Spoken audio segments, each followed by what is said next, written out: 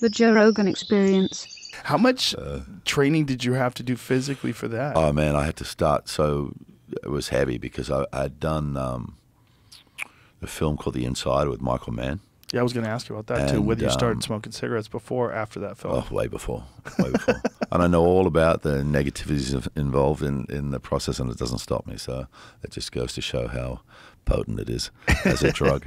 Yeah, so and I'd basically just stopped all exercise to try and sort of get into the shape of the guy that I was playing, you know. And I met Jeffrey Wigand, the guy that I was playing.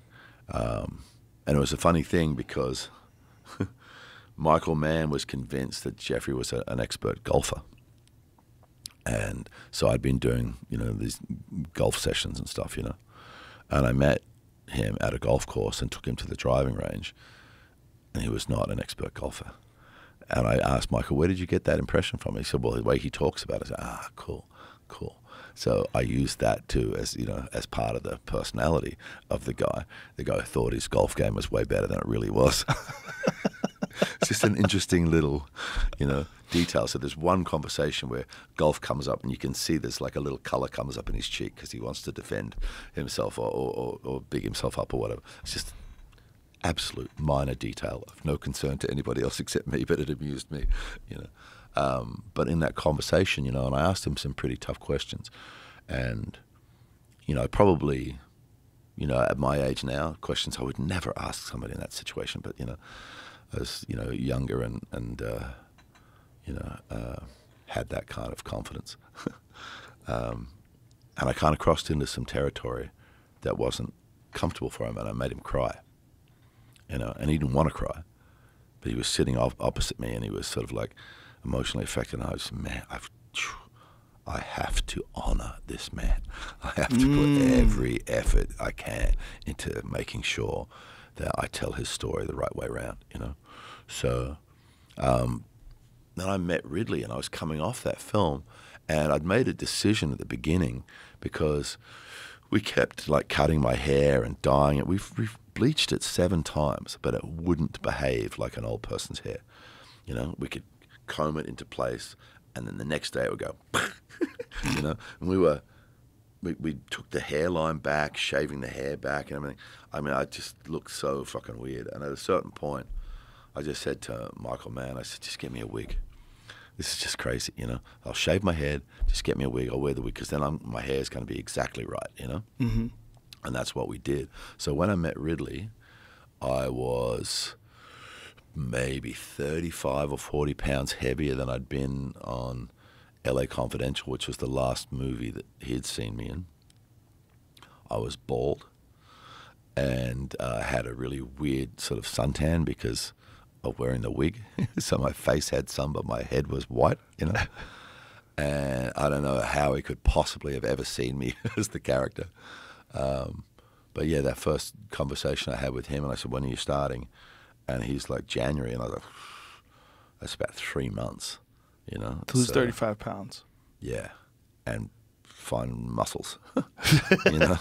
When you're doing a character, whether it's Braddock or the gentleman from The Insider, and you're playing an actual human being, that must come with another.